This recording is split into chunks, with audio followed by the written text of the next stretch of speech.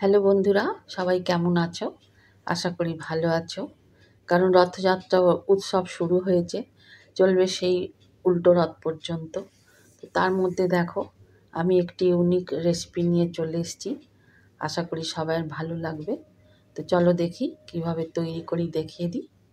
তো তার জন্য দেখো, এখানে আমি 300 গ্রাম পরিমাণ বাদাম নিয়েছি। বাদামটা আমি নর্মাল ঠান্ডা জলে ভিজিয়ে দিলাম। মোটামুটি 1 ঘন্টা ভিজিয়ে রাখবো।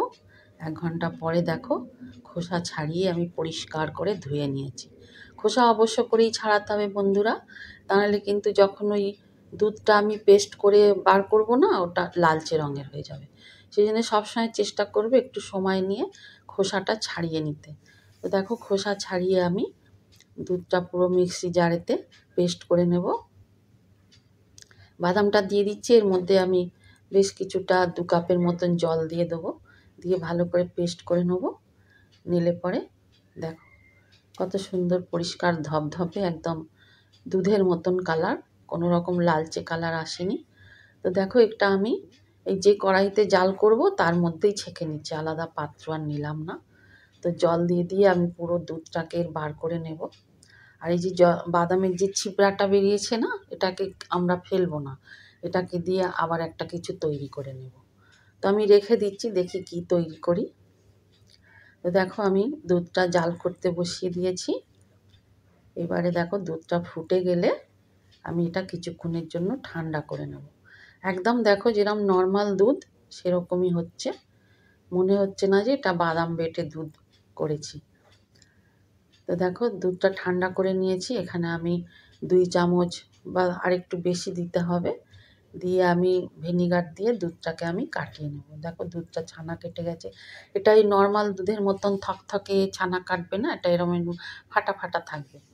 তো তার জন্য এখানে আমি একটা দেখো মাটির হাঁড়িতে, এর মধ্যে অনেকটা দুধ, তো সেই কারণে আমি একটা নর্মাল কটন এটা ঠিক না, একটু নেট কাপড় নিয়ে নিয়েছি। এর মধ্যে আমি দুধটা পুরো ছেঁকে নেব। কাজগুলো একটু ধীরে ধীরে করতে হবে, তাড়াহুড়ো করলে হবে না। তো ধীরে ধীরে করছি কাজটা।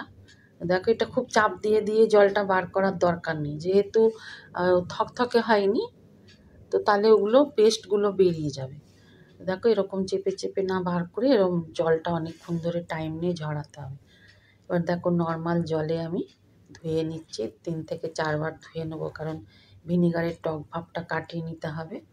এরকম উল্টো দিক করে রেখে দিয়েছিলাম, প্রায় 2 ঘন্টার মতন রেখে দিয়েছিলাম। এবার দেখো, আমি ছানাটা বার করে নিচ্ছি। কত সুন্দর ছানা জমেছে।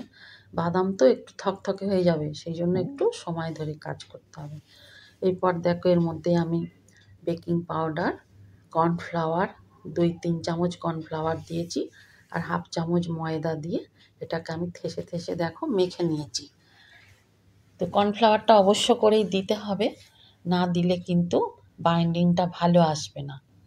তো দিয়ে ভালো করে দেখো মেখে নিয়েছি, এটা থাকলো। এবার আমি চিনির শিরাটা তৈরি করে নেব।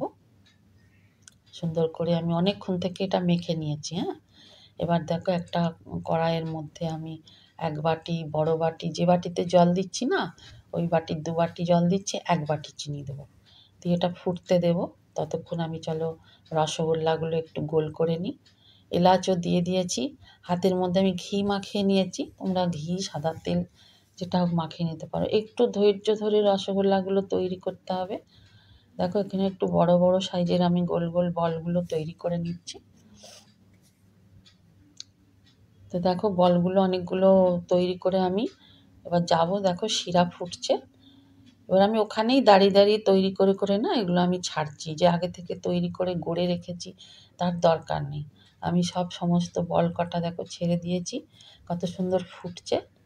হালকা আঁচে একটু ফুটতে দিতে হবে। দেখো, ফুটে রসগোল্লা তৈরি, আমি তুলে নিয়েছি।